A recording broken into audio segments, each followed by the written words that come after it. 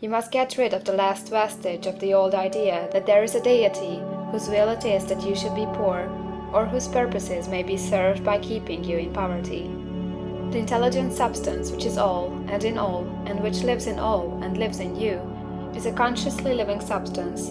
Being a consciously living substance, it must have the nature and inherent desire of every living intelligence for increase of life.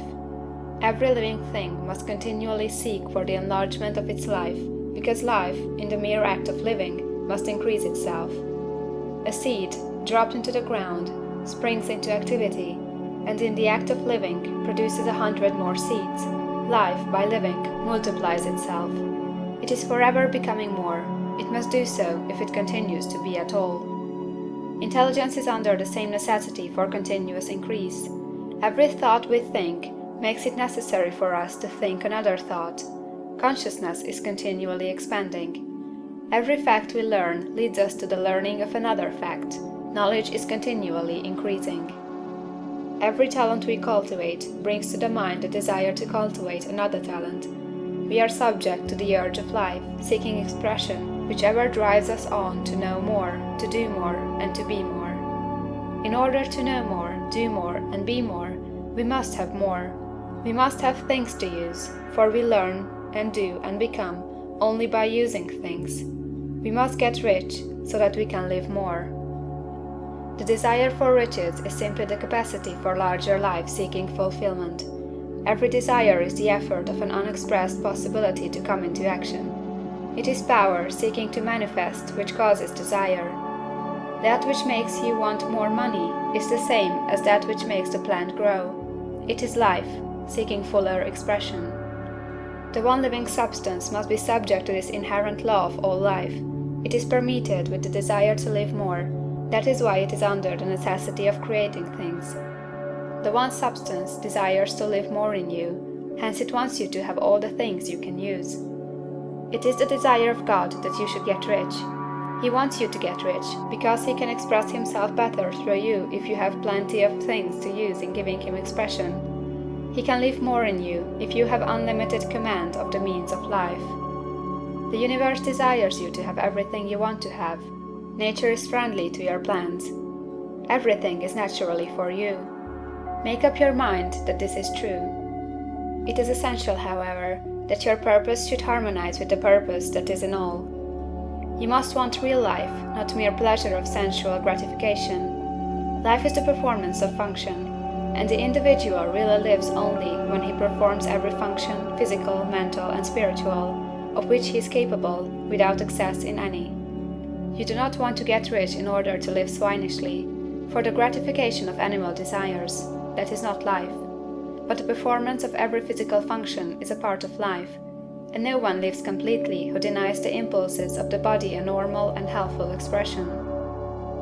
You do not want to get rich solely to enjoy mental pleasures, to get knowledge, to gratify ambition, to outshine others, to be famous.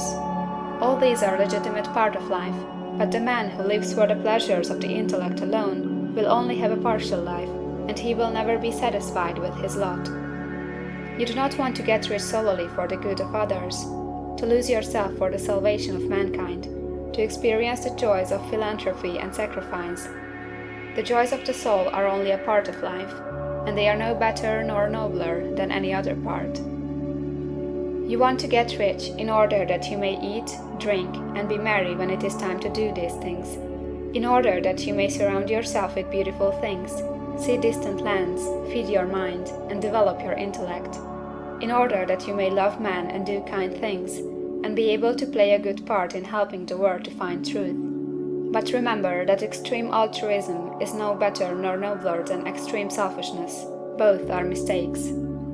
Get rid of the idea that God wants you to sacrifice yourself for others, and that you can secure His favor by doing so. God requires nothing of the kind. What He wants you is that you should make the most of yourself, for yourself and for others.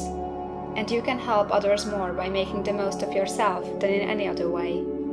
You can make the most of yourself only by getting rich. So it is right and praiseworthy that you should give your first and best thought to the work of acquiring wealth. Remember, however, that the desire of substance is for all, and its movements must be for more life to all. It cannot be made to work for less life to any, because it is equally in all, seeking riches and life. Intelligent substance will make things for you, but it will not take things away from someone else and give them to you. You must get rid of the thought of competition. You are to create, not to compete for what is already created. You do not have to take anything from anyone. You do not have to drive sharp bargains. You do not have to cheat or to take advantage. You do not need to let any man work for you for less than he earns. You do not have to covet the property of others or to look at it with wistful eyes. No man has anything of which you cannot have the like, and that without taking what he has away from him. You are to become a creator, not a competitor. You are going to get what you want, but in such a way that when you get it, every other man will have more than he has now. I am aware that there are men who get a vast amount of money by proceeding in direct opposition to the statements in the paragraph above, and may add a word of explanation here. Men of the plutocratic type, who become very rich, do so sometimes purely by their extraordinary ability on the plane of competition, and sometimes they unconsciously relate themselves to substance in its great purposes and movements for the general racial upbuilding through industrial evolution.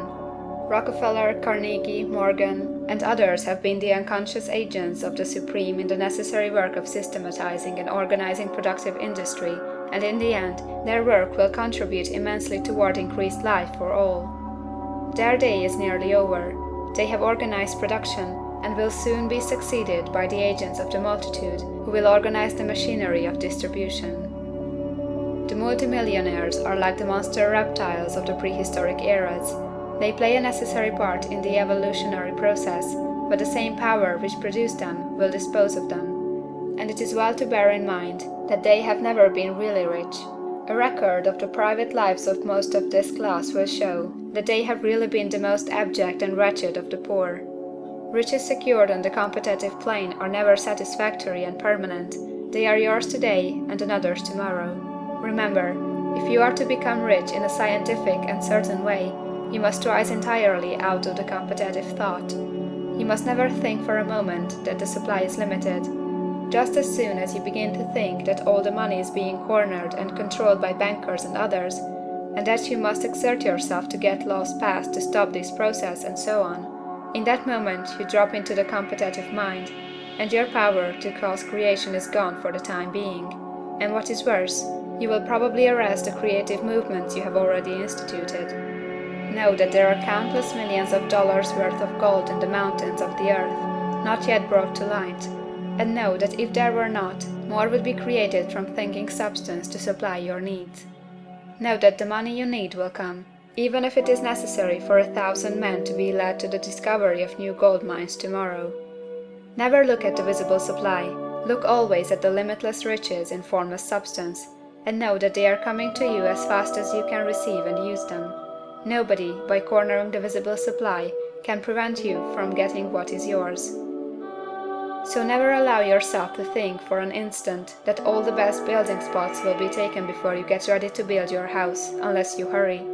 Never worry about the trusts and combines, and get anxious for fear they will soon come to own the whole earth. Never get afraid that you will lose what you want because some other person beats you to it. That cannot possibly happen. You are not seeking anything that is possessed by anybody else. You are causing what you want to be created from formless substance, and the supply is without limits. Stick to the formulated statement. There is a thinking stuff from which all things are made, and which, in its original state, permeates, penetrates, and fills the interspaces of the universe. A thought, in this substance, produces the thing that is imaged by the thought. Man can form things in his thought, and, by impressing his thought upon formless substance, can cause the thing he thinks about to be created.